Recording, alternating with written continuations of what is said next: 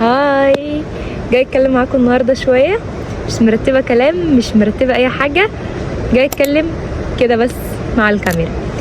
وحشتوني قوي، عارفه ان انا ما نزلتلكوش حاجه يوم الثلاث، بس بجد اسفه عشان حصل ظروف عندي في البيت وما عرفتش ان انا اصور لكم. جيت النهارده اتكلم معاكم في حاجه، حبينا نفضفض شويه.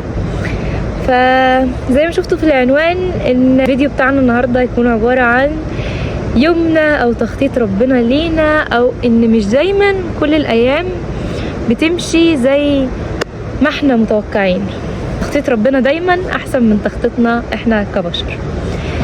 فيا جماعه، اللي خلاني ما نزلكوش يوم الثلاث اللي فات هو كان اخويا تعب شويه، ورحنا بيه المستشفى وقعدنا بيه حوالي اليوم كله هناك.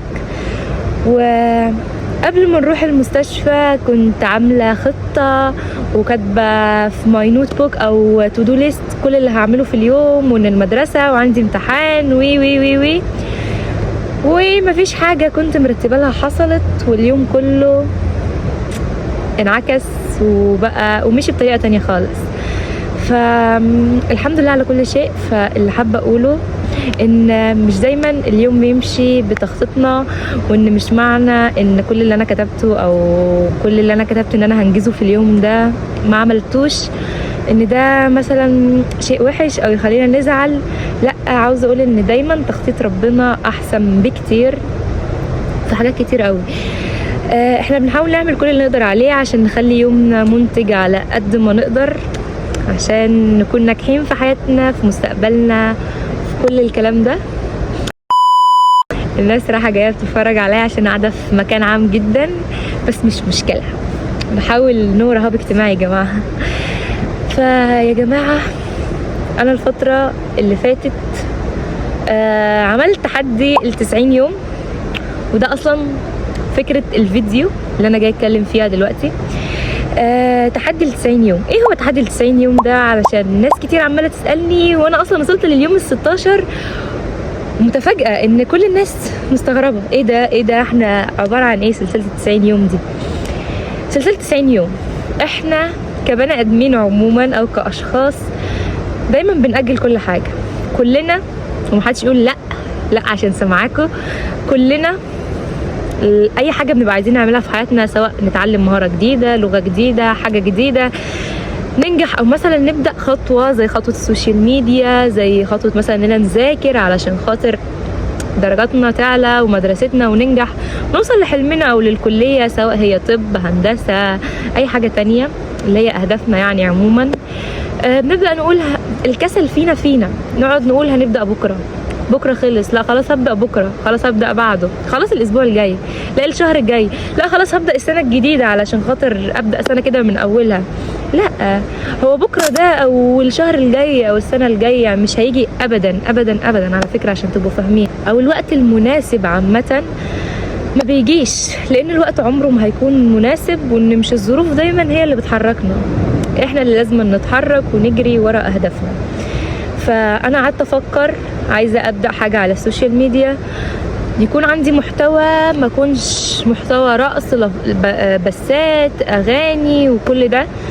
بحاول اعمل كل اللي اقدر عليه عشان اخلي عندي محتوى كويس، او اكون شخصيه مؤثره او كونتنت كريتور بجد على السوشيال ميديا، مش بس ترندات والكلام ده كله.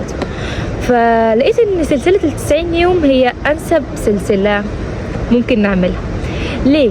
لان اي عاده جديده، لغه جديده، اي حاجه ممكن نعملها في حياتنا بتبقى محتاجه مده تدريب او مده او استمراريه عشان نخليها كعاده اساسيه في حياتنا. فلقيت ان مع بدايه السنه ممكن ابدا سلسله اسمها سلسله ال90 يوم، عباره ان احنا 90 يوم ب90 فيديو جديد، ب90 فكره جديده، 90 فيديو متتاليين ورا بعض. يعني ما نزلش يوم و10، لا لازم كل يوم فيديو.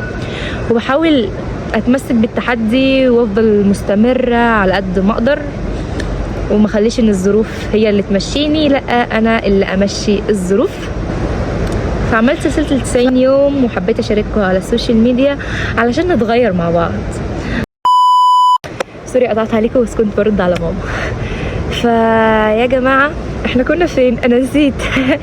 بصوا، فقررت اشارككم سلسلة 90 يوم علشان نبدأ مع بعض، ما نستناش الظروف المناسبة، ما نستناش الوقت المناسب. فكل يوم بنقدم فكرة جديدة او بنطور من نفسنا او بنتعلم مهارة جديدة.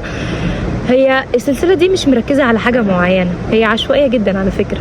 انا بظبط لكل فيديو في يوميها، فممكن تكون من الجانب الروحاني، علاقتنا بربنا، قراءة القرآن او حتى حفظ القرآن.